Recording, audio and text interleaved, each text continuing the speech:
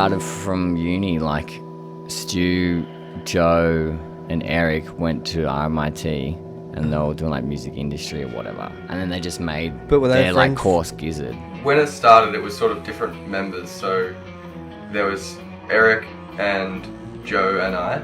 And we sort of started kind of jamming at uni when we first started uni. And then I think slowly we sort of roped in more friends, probably over the course of about a year, when the band was still sort of forming.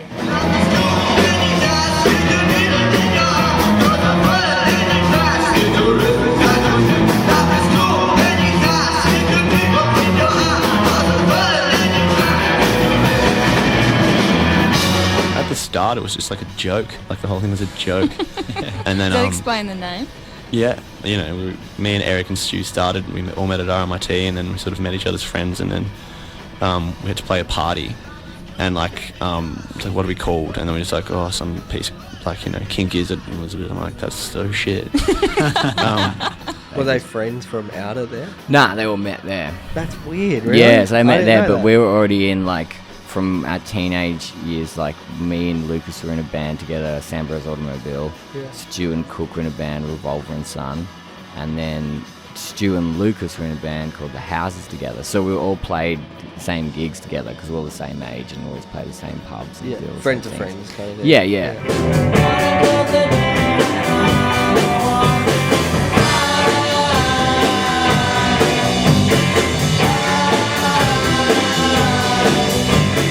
And I was playing in a different band at the time, so we roped in a couple of members from that band, and they ended up in the band. And then the same with the other guys. Actually, it kind of just kept growing. But it was sort of that like coming of age thing. Like, you know, all those guys are like a couple years older than me, so I started Murlocs.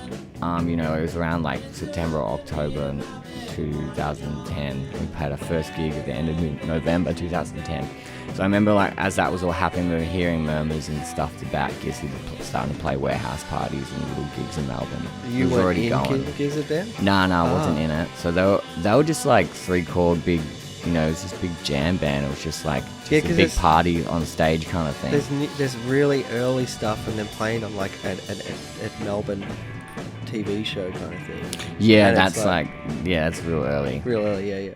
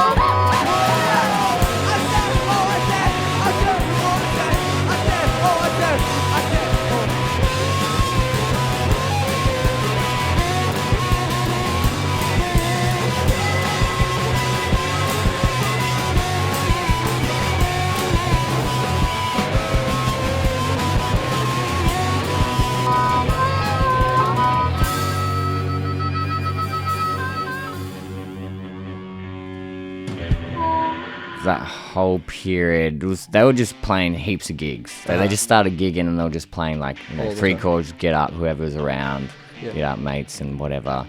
We had other bands, but then it just started to get all this traction because it just is fun, like not knowing what was going to happen next, sort of thing. Oh, And was then it I jam remember band?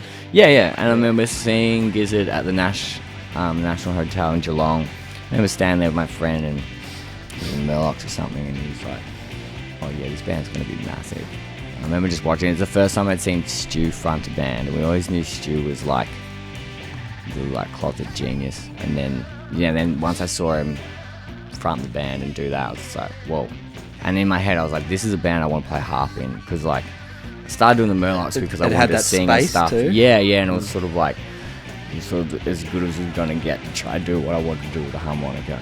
And then then a few weeks went by and he asked me to come play at a gig, like another gig at the Nash, and I just never left. I just kept rocking up to the other ones, making sure when the next one was, and then I just rock out with my harps. knew. Yeah, I remember like going to the house in Carlton and like we all got in the car or whatever, and I like laid across their laps, you know, like on Joe's lap and stuff. I remember Joe being like, "Yeah, you're in the band," and like all the other guys was like, "I guess he is." Like, I don't know, like I don't know.